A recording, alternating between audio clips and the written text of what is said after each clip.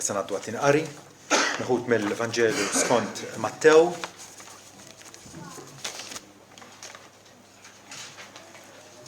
Kapitlu 18, l-ewwel 11 vers.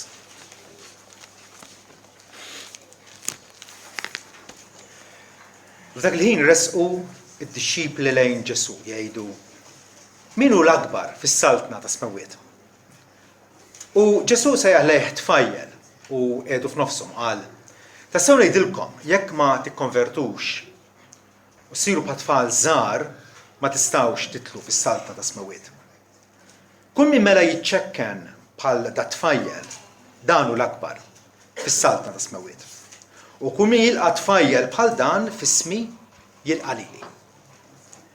Iżda kull min jiskandalizza wieħed minn dawn iċ-ċkejknin li jemmnu fija, aħjar ikun għalih li tiddendel ġebla ta' mitħna monqu u jereq f'il-baħar. Jaħassra d-dinja minħabba l-iskandli. Għax jeħtieġ li jiġru l-iskandli, iżda jaħassra għal dak il-bniedem li minnu jiġru l-iskandli. Għalhekk jekk idek jew riġlek ifixkluk, aqtaħħom u armihom bogħod minnek, aħjar għalik tidħol zopp jew matub fil-ħajja milli jkollok żewġ idejn jew żewġ saqajn biex tintrema fil-forn fin-nar ta' dejjem. U jekk għajnek tfixklek aqlaħħa u armija bogħod minnek, aħjar għalik tidħol fil-ħajja b'għajn waħda milli jkollok żewġ għajnejn biex tintrema fin-nar tal-infern. Araw li ma tmaqdrux il xi wieħed minn dawn iċ-ċkejknin għax ngħidilkom l-anġli tagħhom fis-smawiet dejjem jaraw wiċċ missieri li hu fis-smawiet. Għax bin il-bniedem ġie biex isalva dak li ntilef. Amen. L-awtur famuż Ġermaniż Goethe kiteb ħafna ħwejjeġ tajba fosthom dis-sentenza. Fejn jgħid: skoprejt li l-ħaġa l-aktar importanti fil-ħajja mhijiex fejn tinsab, imma f'liema direzzjoni sejjer. Ma tantx nagħmel differenza intix il-Lutwanja jew il-Mongolja jew Malta. Il-kwistjoni kollha hija f'liema direzzjoni sejjer. U finalment għalkemm jidrilna li hemm ħafna toroq, bnedmin kollha mexjin lejn żewġ destinazzjonijiet, l-infern jew il-ġenna.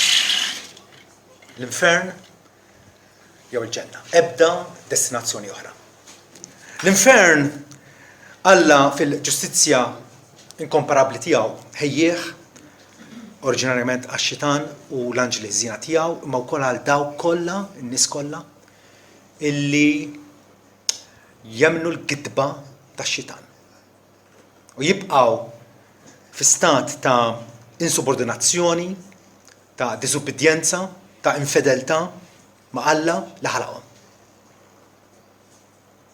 Fl-infern Alla jagħti kastig terribbli. Kultant meta nsofru xi uġieħ aħna fil-ġisem, nwersqu nibku. U ma mhux kapaċi jwassal biex nifhmu il-pwieni tal-infern.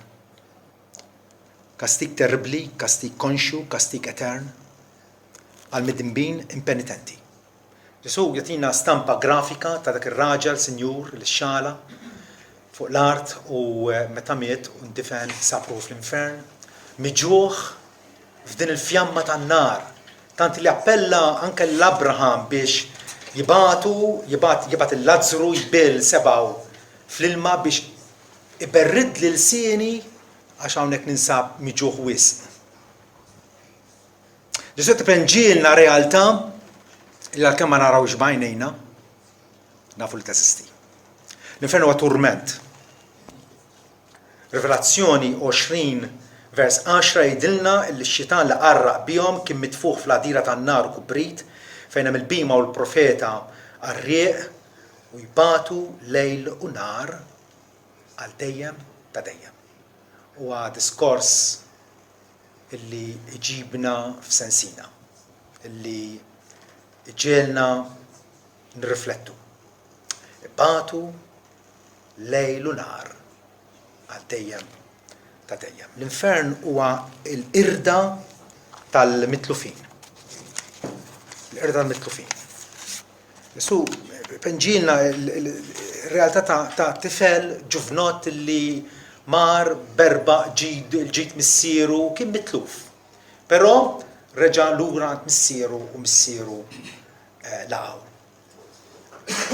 Issa Ġesu Kristu jagħmilha ċara li l-periklu kbir tal-bnedmin huwa li jmutu fid-dnubietom.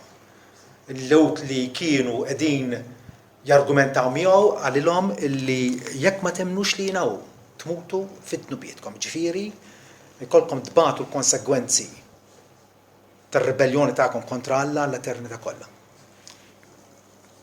Il-Bibja titkellem hekk u allura ħafna nies jagħtuha l-ġenb. Però ma stawx naħarbu il-testimonjanza qawwija, testimonjanza kontinwa ta' x'inhuwa t-tmiem ta' dawk li jidrilhom li jistgħu jgħixu mingħajr Alla. Meta Alla huwa s-sors tal-ħajja tagħna. Pawlu Apostlu jgħid illi meta Ġesu jirritorna f'nar ħeġġeġ jitħallas minn dawk li ma jarfux l-Alla u ma jisimgħux mill-Evanġelju ta' Sidna Ġesu Kristu. Li jitħallsu bit-telfien ta' dejjem minn quddiem wiċċ il-mulej u mill-glorja tas-seta' tiegħu. Telfien ta' dejjem. Irda dejjema. Meta jgħid irda ġifieri mhux ma tibqax teżisti. Kif jgħidu xi wħud.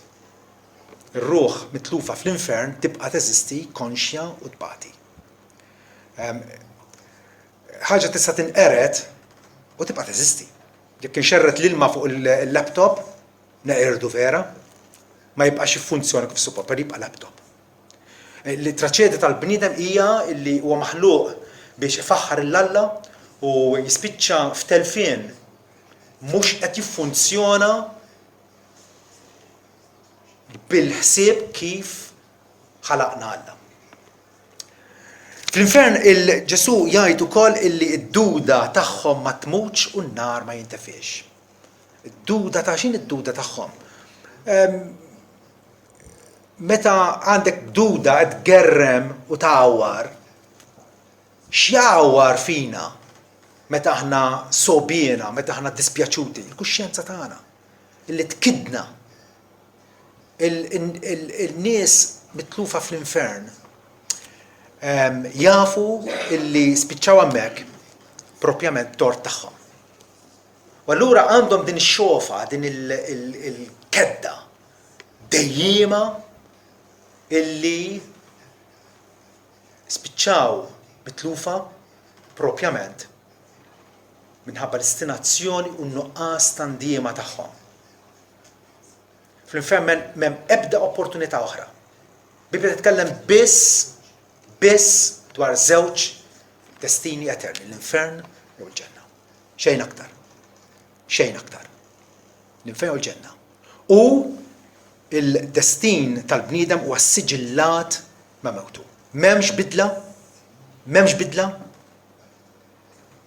Il-bniedem jibqa' jeżisti ma tingħatalu ebda opportunità oħra u lanqas hemm nikilazzjoni illi inti jew Alla ipoġġik barra mill-eżistenza, ma tibqax teżisti, il-Bibja b'ebda mod ma tiffavorixxi dawn l-ideati li qegħdin isiru kull ma jmur popolari. Il-kastik mod fl-infern jerġa' mhuwiex korrettiv. Għandna l-ħabs insejħulu il-faċilità korrettiva.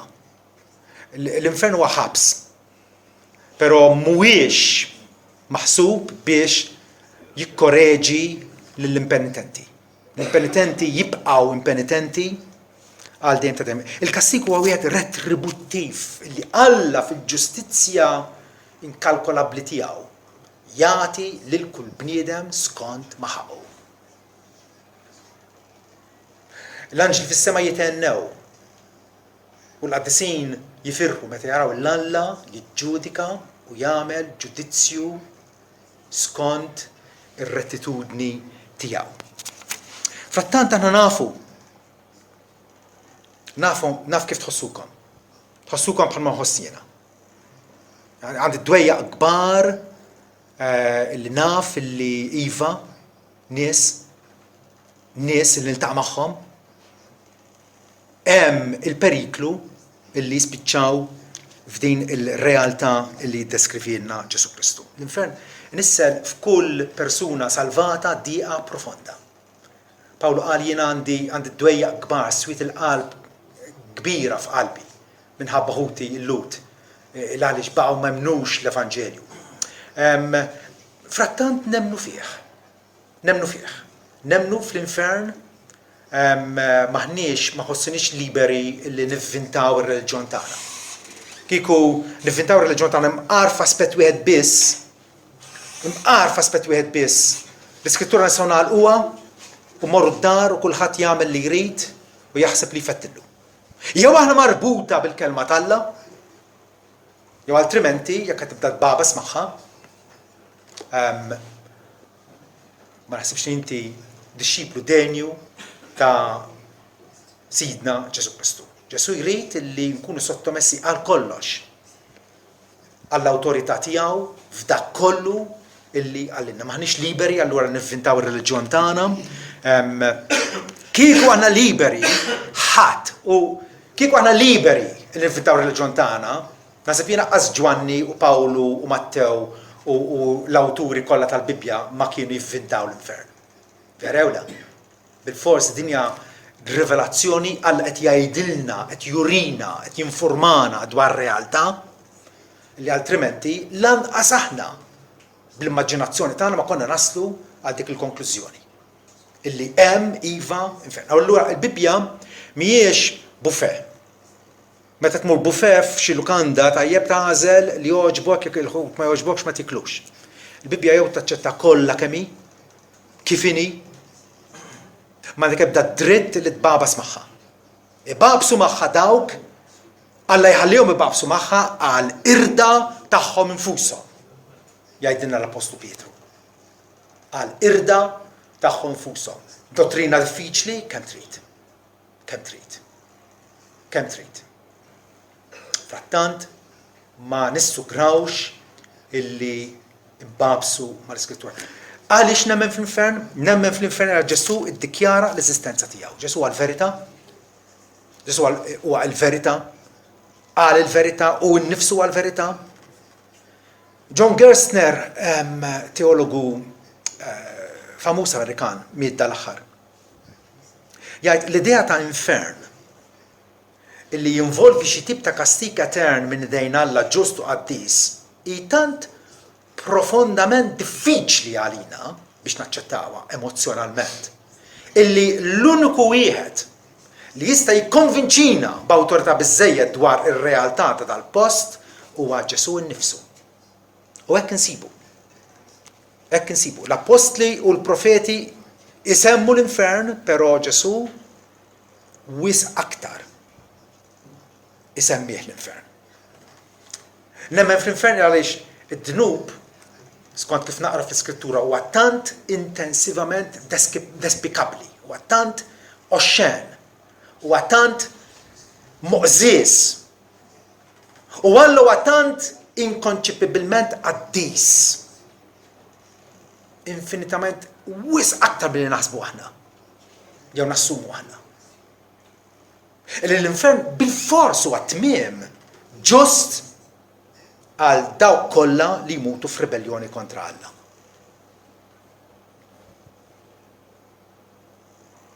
Alla huwa ġust u jgħidilna kemm il-darba illi għandu maħfra kotrana għal dawk li jduru lejh. Frattant ma jaħfiriex lill-ħatja, ma jifrankajiex lill-ħatja.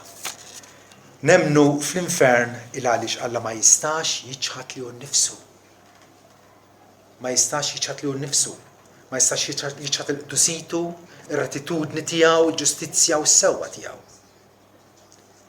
Finalment, kulħadd, kollha kemm aħna, nirċievu lura mingħand Alla dak li aħna nkunu għażilna għalina nfusna.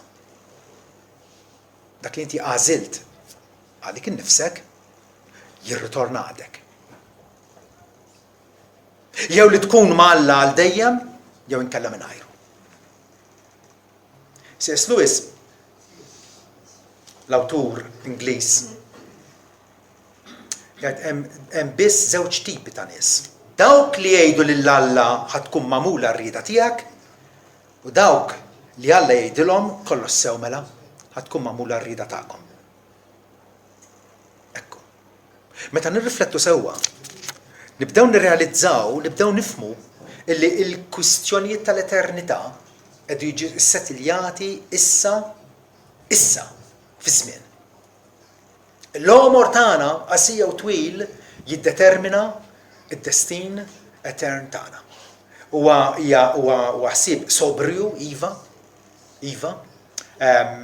ninsabu fuq l-adba tal-eternità u rridu nissettiljaw il-kwistjoni tal-eternità bħalissa. L-infern huwa mxebbaħ ma' forn tan-nar, għadira tan-nar, nar li ma jintefix. In-nar essenzjalment hawnhekk huwa lingwaġġ figurattiv ovvjament. Veru li l-bniedem mitluf se jsofri fir-ruħ u fil-ġisem fl-infern. In-nar jirreferi għall-għada b'talla. L-għada b'talla qaddis. L-infern ukoll mxebbaħ ma' swidija tad-dlam. Meta ġinqata d-dawl u tinqabad u ma tafx fejn int u x'ħat tagħmel u kif ħadd tasal minn post għal ieħor, kif tħossok. Vera tħossok qed tifga. Ma ħsibx li nistgħu nibdew nxebbħu ħaġa oħra. Swidija tad-dlam, dlamijiet ta' barra fejn ikun hemm il-biki u t-tagħżiż ta' snien. Tagħżiż ta' snien meta tħoss u ġieħ intensiv vera. Tħoss sofferenza insapportabbli. Ġbija li tagħtina l-iskrittura hija ta' pwini intensi meta mitlufa jirrealizzaw il-ġennata li kommettew bil-ksuħat tagħhom, bl-ardita tagħhom, bl-arroganza tagħhom, bil-gburja tagħhom kontra l-imbierek. Jirrealizzaw il-ġennata spiritwali tagħhom u jirrabjaw b'disprament magħhom infushom. Hemmhekk jirrealizzaw li m'hemmx aktar argumenti kontra Alla, m'hemmx aktar ċajt dwar Alla. Jirrabjaw magħhom infushom għad-destin kiefer iżda ġust li huma jirrealizzaw li huwa ġust li wikkew fuq infushom. Alla jibgħat in-nies l-infern. Alla huwa l-mħallef ġust. Ma daqshekk ieħor il-bniedem jażel it-traċedja tiegħu minħabba l-indifferenza tiegħu, minħabba t-traskuraġni tiegħu, finalment minħabba n-nuqqas tandiema tiegħu. L-infern huwa ħabs li minnu ħadd ma jaħrab. Ħabs Iżajja jiddeskrivi wkoll bħala miżbla. Il-miżbla tal-univers. Meta Alla qatt joħloq smewiet ġodda u art ġdida, iva ħajkun hemm din il-miżbla. Illi ma tniġġisx il-bqija tal-univers imsoffi u pur u sabiħ ta' Alla. Da kollu Alla ħanin irid jikkonvinċina mill-waħx u l-orrur tal-infern. Għalhekk għandna bżonn il-Bibja u għalhekk għandna bżonn neħduha kif inhi sabiex nindmu u niġru għand ibnu bil-fidi.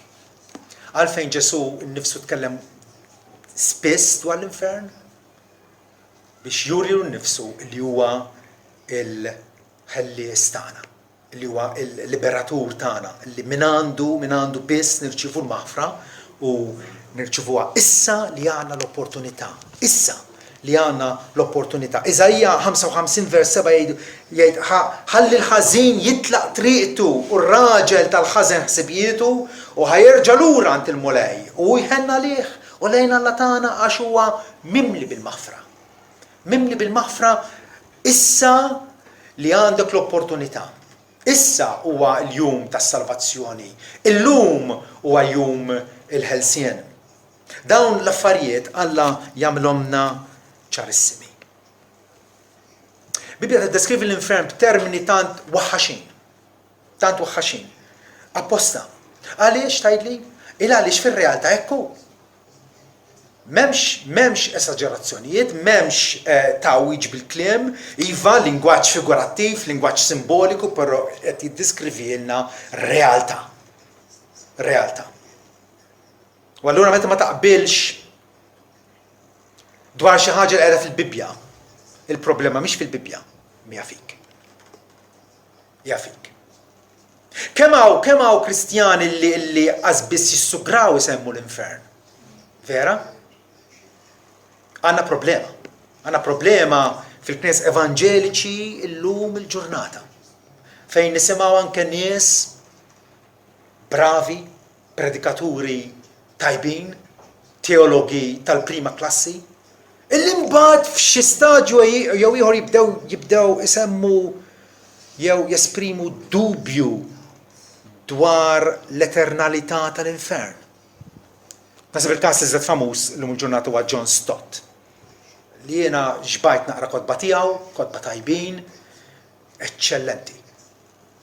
Għall-aħħar tal-ministeru tiegħu beda jgħid li l-erwieħ li jkunu fl-infern Alla mbagħad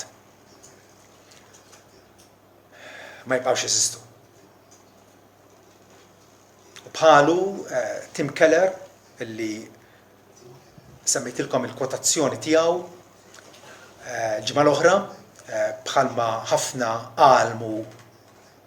talmu u aktar tard għalmu li ma tirrealizzax li Ġesu huwa kull ma għandek bżonn qabel kull ma għandek ikun Ġesu. Timothy Keller ukoll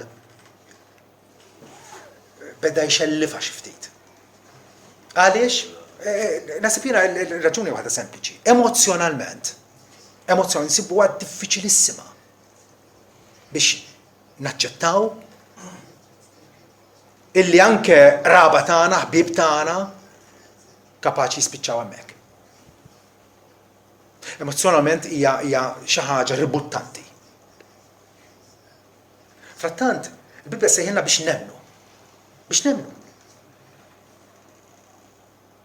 U meta naqraw minn fom Sidna Ġesu Kristu nnifsu kif inhu l-infern. L-infern l-idea twaħħaxna, tkaxkixna, timlina bl-orrur u ġibna sobri dwaru. Mhux bħal kieku nies fis-sakra illi rridu ninsew. Imma niġu konfrontati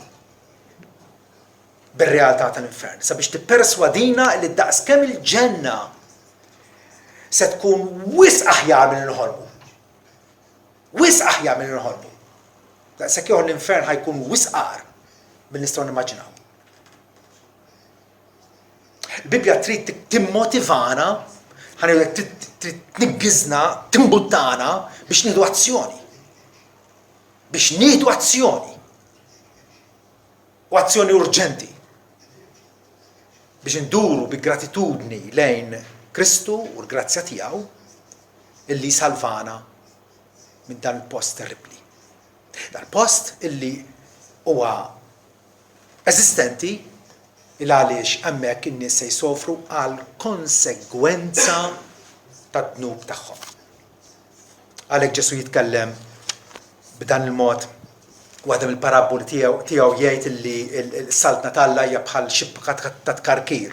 Tinxteħed fil-baħar u di tibda tiġbor minn kull tip ta' ħut. Però mbagħad jitgħu fuq ix-xatt jifirdu t-tajbin mill-ħżiena. Ħżiena jarmuhom u t-tajbin jinġabru fil-kannesser. Hekk ukoll jgħid Ġesu se jiġri fit-tmiem id-dinja. Ħajkun hemm il-ġusti u l-inġusti. Il-ġusti jintremew dak il-Bibja sejħu l-ħabs, konsenjati f'dan il-ħabs terribli, mentri il-ġusti ikunu mill-qwejn minn Alla. Il-Bibja imkien ma tgħidilna fejn hu l-infern. Imkien. Ma sempliċement tagħmel referenza waħda wara l-oħra illi ta' bilħaq jeżisti. San Giovanni Crisostmu fis-seklu 5 darba qala tajba ħafna. tistaqsix fejn hu l-infern iżda aktarx saqsi kif tista' tevitaħ. Ma jinteressanix l-ispekulazzjoni, għad tifhem? U ġili tisma' ċuċċata ħasewulhom. Mija jitlu fiċ-ċentru tad-dinja, mija tibda, le, l-Bibja ma tgħidilniex fejn hu. Sempliċement tgħidilna kif nevitawh. Kif nevitawh? Nevitawh bl-indiema ġenwina billi aħna nagħmlu U-turn. Mexxin fit-triq il-wiesa jeħtieġ nitlu fit-triq id-dejqa. Hemmhekk nibdew il-pellegrinaġġ tagħna ma' Sidna Ġesu Kristu li wassal għal ħajja eterna fil-milja kollha tagħha. Ġesu meta deskriva il-xenarju tal-ġudizzju universali fl-aħħar tad-dinja jgħid li jinġemgħu qudiemu l-ġnus kollha fuq il-xelluk u fuq il-lemin tagħhom, in-naċ u l-mos. In-naċ u l-mos fuq il-lemin u x-xelluk. U finalment jgħid li dawn il-ħżiena imorru fil-kastik ta' dejjem mentri l-ġusti fil-ħajja ta' dejjem. U x-xena tagħlaq. Dak huwa r-riżultat tal-ġudizzju. Dawn imorru fil-kastik ta' dejjem, ma dawn fil-ħajja ta' dejjem. L-istess kelma aionios tintuża kemm għal kastik fl-infern kif ukoll għal lena u l-ħajja eterna fil-ġenna. Jekk il-qaddisin tal-Alla se jibqgħu jeżistu għall-eternità kollha fit-tgawdija tal-Alla daqshekk ieħor il-mitlufa fl-infern. Bima tagħmilha ċara, aionios. Ma tistax taħraba.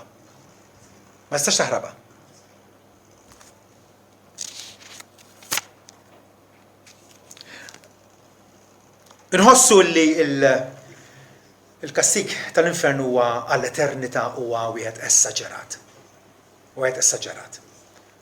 U rridu niddiljaw magħha dil ħaġa. Imma mhux jiġrilna nibdew nbabsu mal-Iskrittura, meta l-Iskrittura trid tikkoreġi l-ħsibijiet tagħna aktarx milli aħna naqbdu l-lapes u nħassru fejn ma jaqblilniex.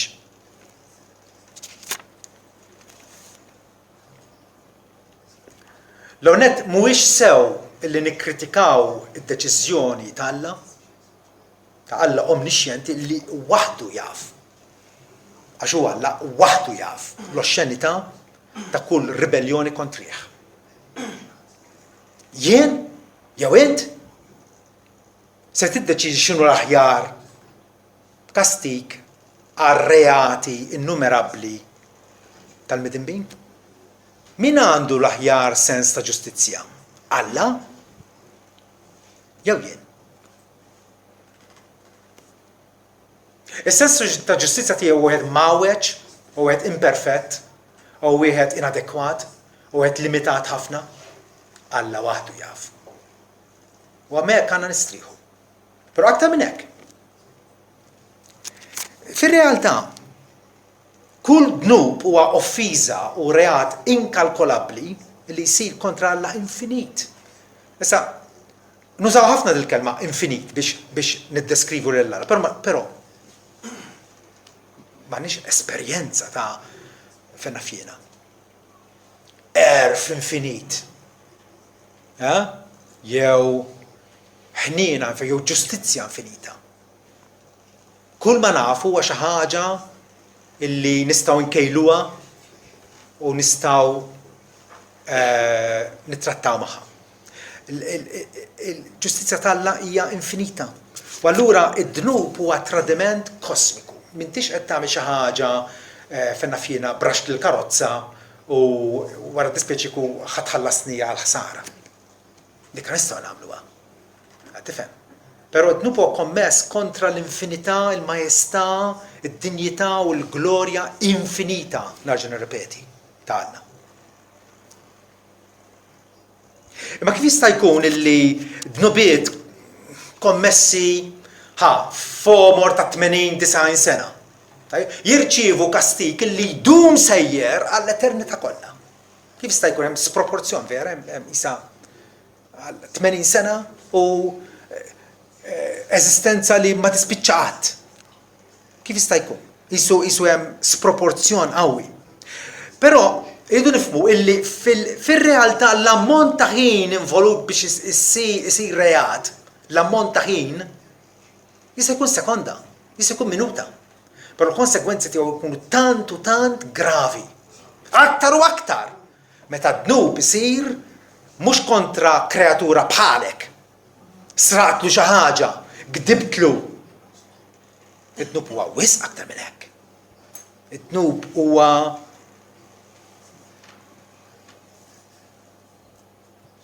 oppożizzjoni diretta kontra Alla l-imbierek, kontra l-ħalli etern innifsu.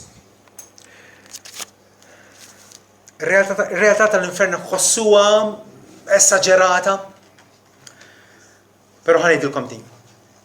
Is-salvazzjoni li provdilna Alla hija wkoll esaġerata. X'iswielu lil Alla biex isalvana mid-dnub u mill-infern? X'iswielu? Swielu saħansitra l-istess ibnu l-Aziz kellu jidher fostna, jgħix magħna, jkun ikkalpestat, imsawwat, midaj, imut. Alla switlu ħafna s-salvazzjoni tagħna. U ħa miżuri estremi. Estremi. Ma setax ikun inqas minn hekk. L-infern u s-salib ta' Kristu iżommu jew jaqgħu flimkien. Mingħajr l-infern fil-waħx kollu tiegħu, is-salib ta' Kristu, nitkellem preferenza, isir ċajta. Isir ċajta. Why bother? Jekk Alla jeqridhom il-mitlufin u ma jibqgħux jeżistu.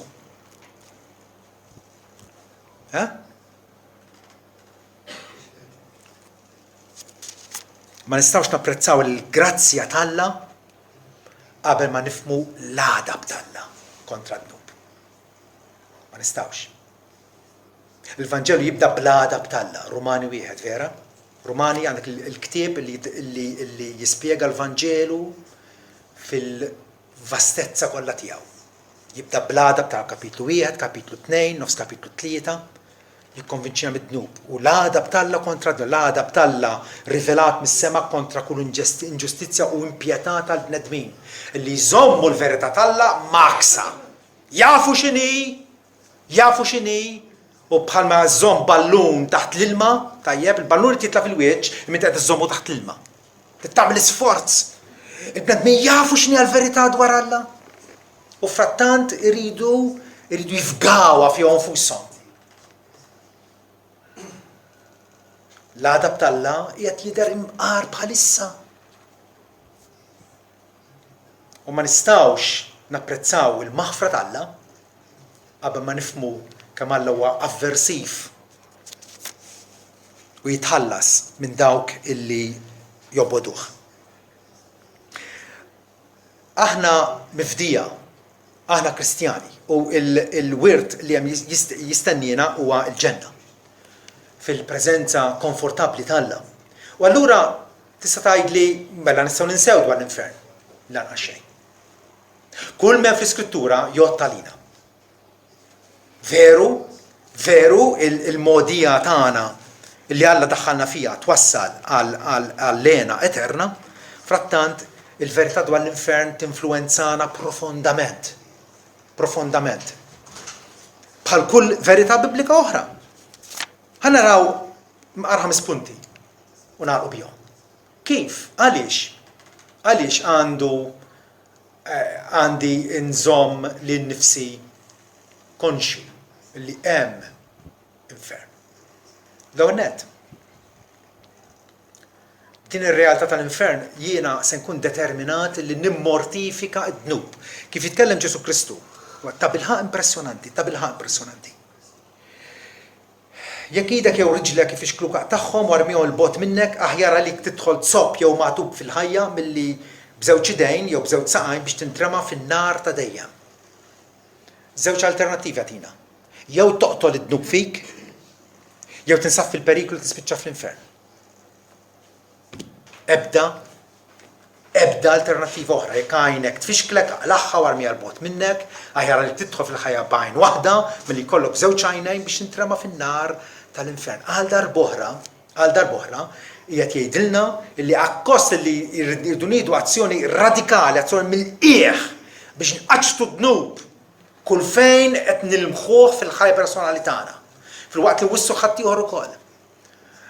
Ġesu jgħid jew waħda jew l-oħra. Kemm huma mqarqa dawk l-hekk imsejħa Kristjani Evanġeliċi li jaħsbu li jistgħu jidimbu mingħajr ma jsir xejn. Ġesu ma jirraġunax hekk. Dik l-ewwel ħaġa. Rridu niddivorzjaw u noqtlu dnub kontinwament fil-ħajja tagħna. Rumani 8 vers 13 jgħidilna għax jekk tgħixu skont il-laħam, skont l-inklinazzjonijiet tad-dnub, tmutu. Imma jekk bl-ispiritu toqtlu l-emil tal-laħam, tgħixu.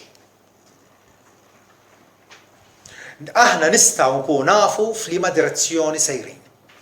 Skont kif qal Goethe, ma importax fejn inti, fejn tinsab. Imma f'liema direzzjoni miexi. F'liema direzzjoni miexi jew miexja. Jekk qed toqtol l-emil tal-laħam, il-kburija, is-supervja, l-ingratitudni, il-gideb, il-faħx, il-profanità, kwalunkwe ħaġa li qed tisponta f'ħajtek u qed tħammġek, jekk qed toqtol l-emejl tal-laħam, ifisser li inti tgħix. Dik l-ewwel ħaġa. Rridu noqtlu dnub inkella dnub joqtol lilna. Ġesu jagħmilha daqshekk ċara. Jew noqtol id-dnub, jew id-dnub joqtol lilna. It-tieni. Rrid nikkoltiva spiritu ta' kuntentizza u radd il-ħajja meta naf li jeżisti dan l-infern. Kemm għandi nkun grat. Tant nkun grat li jista' jiġrili x'jiġrili. Nista' nimrad bil-kanċer, nista' terni karozza, ma nafx. Semmu l-ar traċċiet li jistgħu jiġru. L-ar għadda. L-ar għadda.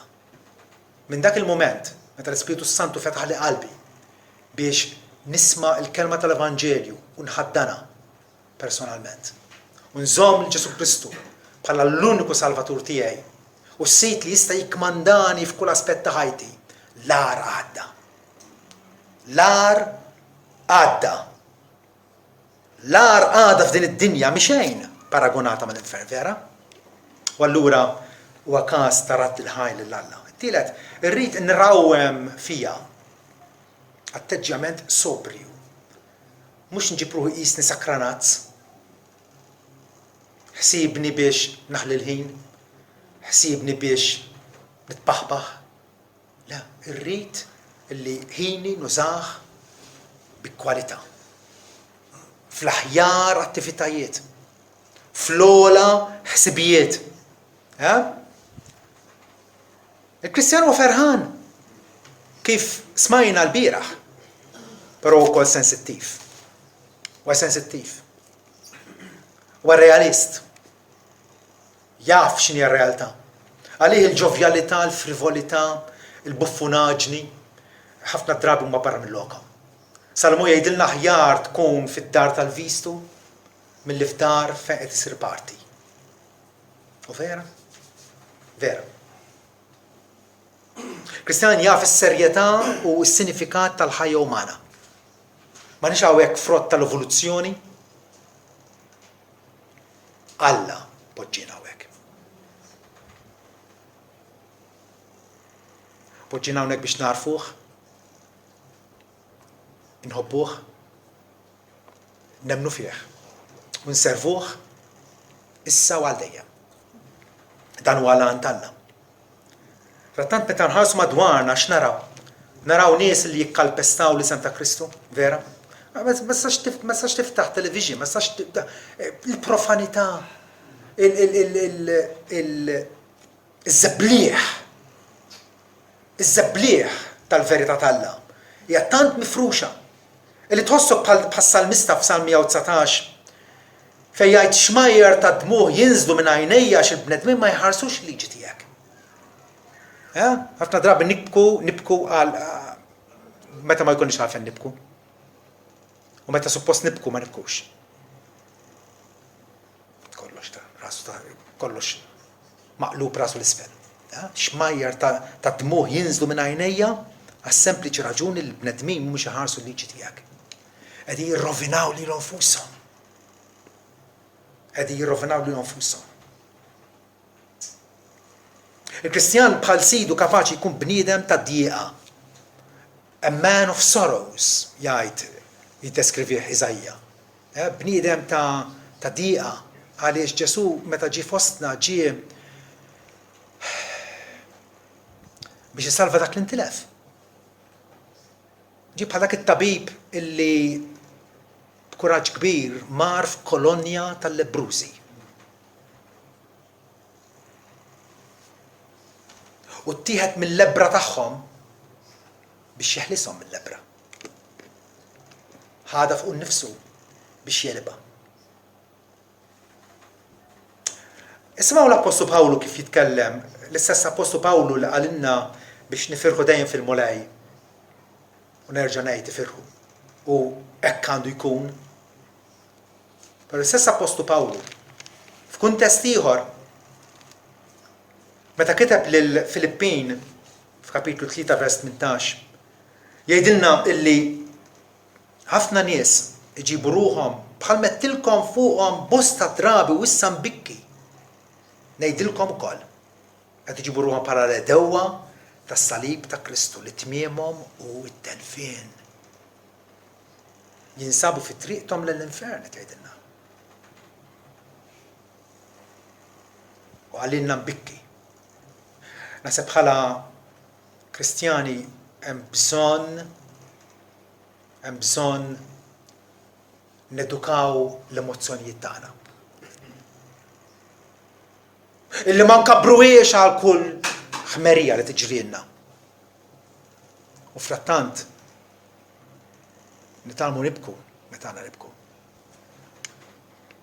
Mek forsi wkoll l-interċessjoni tagħna nies mitlufa, nies eżis għalina forsi tsir aktar il-ħieħa, aktar sinċira, aktar urġenti. Ir-raba' ħaġa, l-infern huwa relevanti anke għalija bħala Kristjan il għaliex bil-ħsieb tiegħu niġġedded fis-żelu għall-evanġeliżmu. Tal-Vanġelu li bih aħna meħlusa irridu ngħadduh il-ħaddieħor. Jekk sibna l-ħobs smajna dwar il-ħobs ħaj li niżem is-sema biex kull jikol minnu jgħix għal dejjem. Jekk aħna bħala tallaba sibna l-ħobs jeħtieġ li ngħidu l-ħaddieħor illi hemm il-ħobs. Aqbad ukoll minnu, vera? Ġesu jgħid il-parabola fejn is-sultan bat l-qaddija tiegħu biex jistieden lin-nies għall-pranzu tiegħu u kulħadd beda jġib l-iskużi għadni kif iż-żewwieġ, għadni kif xtrajt il-gniedes, xtrajt għal-qart munara, kulħadd bl-iskużi. Dan huwa l-bnieda fil-ġen, literalment fil-ġen tiegħu. Għandek l-istedina meta s-sultan ta' slaten u inti tajt u s-sultan reġabat il-qaddejja għalilhom morru fil-salib it-toroq, morru kullum kien u ġeluhom jitlu. Għandna din dal-atteġġjament li meta nkellmu xi ħadd dwar Ġesu Kristu. Mhux tajtek il-Vanġelu u s-saffarik ta' għamel int. Meta nafu li hemm l-infern. Ħanġeluhom, ħanipperswaduhom, ħanitolbu għalihom b'insistenza.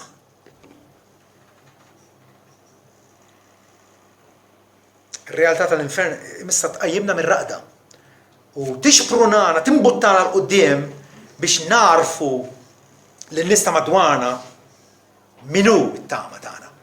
Minu t-tama tagħna f'dinja mitlufa.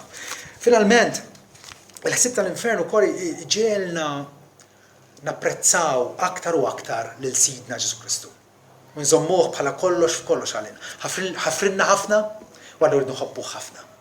Ħafrinna ħafna, notaw mill-liema destin terribli ħalisna. Pietru jgħidilna li intom tifirħu b'ferħa ma tfissirx minn bl-glorja bir-raġun. Bir-raġun. Ġesu poġġa għanja ġdida fuq fomna.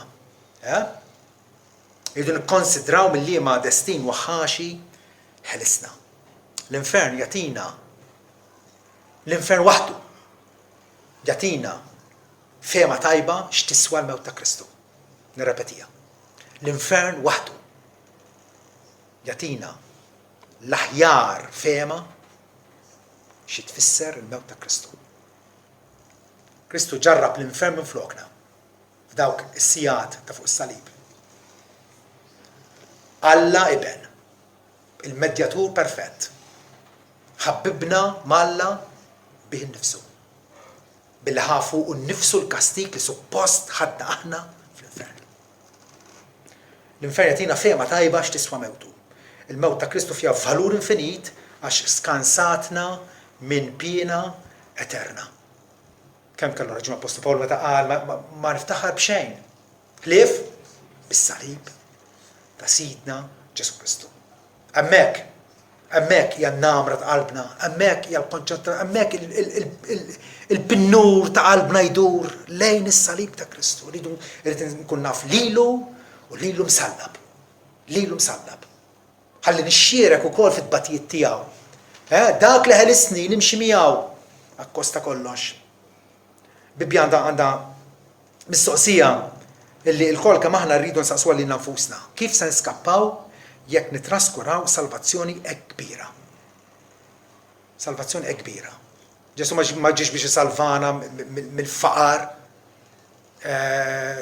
materjali, ma ġiex biex isalvana biex jedukana aħjar, ma ġiex biex isalvana mill-inġustizzja ta' id-dinja,